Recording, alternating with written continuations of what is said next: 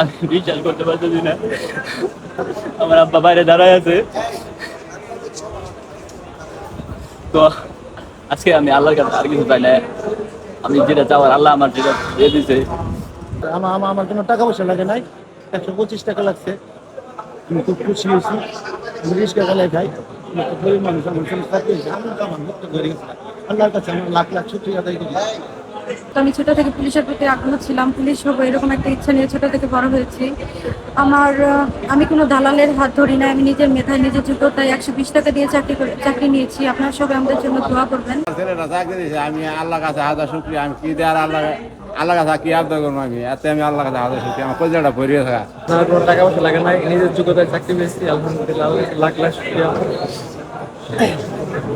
আমি প্রথমে এটা আবেদন করি, অ্যাপ্লাই করার পর আমি এখানে দৌড় টেকার পর তারপরে পরীক্ষা দেই। পরীক্ষার মাধ্যমে আমি উত্তীর্ণ হই।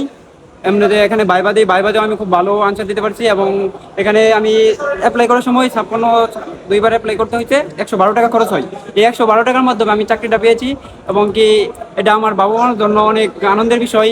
আমার স্বপ্ন আমার ঘরে আল্লাহ তাআলা সন্তান দান করেছেন। আমার স্বপ্ন আমার পূরণের জন্য আল্লাহ তাআলা যেন আমার এক ছেলে দিয়েও করে, এই আশা প্রত্যাশা নিয়ে আমি আছি। তাই আজ আমার আশা প্রত্যাশা পূরণ হয়েছে।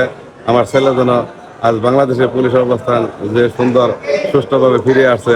যে মেসেজটা আমরা সবসময় বলার চেষ্টা করি যে আমাদের এই নিয়োগ প্রক্রিয়া এবং আমাদের যে ডিপার্টমেন্টাল যে প্রমোশনের প্রক্রিয়া, এটা এখন শতভাগ স্বচ্ছতা এবং শতভাগ মেধার ভিত্তিতে, যোগ্যতার ভিত্তিতে হয়ে থাকে।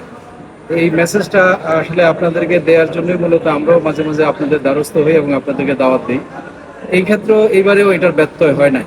সারা দেশেই 64 জেলায় যে নিয়োগ প্রক্রিয়া হয়েছে সেটা সম্পূর্ণ শতভাগ নিরপেক্ষতা এবং স্বচ্ছতার সাথে সম্পূর্ণ হয়েছে। আর যত ধরনের নিয়োগ প্রক্রিয়া বাংলাদেশে হয়, আপনারা জানেন যে এখন ডিজিটাল যুগ, এইসব ডিভাইস ব্যবহার করে অনেকেই দুষ্টমি করতে চায়, অনেকেই এগুলোর ফায়দা নিতে চায়। শেরপুর জেলাও তো বাংলাদেশের বাইরে না, এখানে চেষ্টা করা হয়েছিল। আমার কলিগরা এটা তাদের দক্ষতা দিয়ে এটা তাৎক্ষণিকভাবে ফাইন্ড আউট করেছে, আমরা আইনগত ব্যবস্থা নিয়েছি।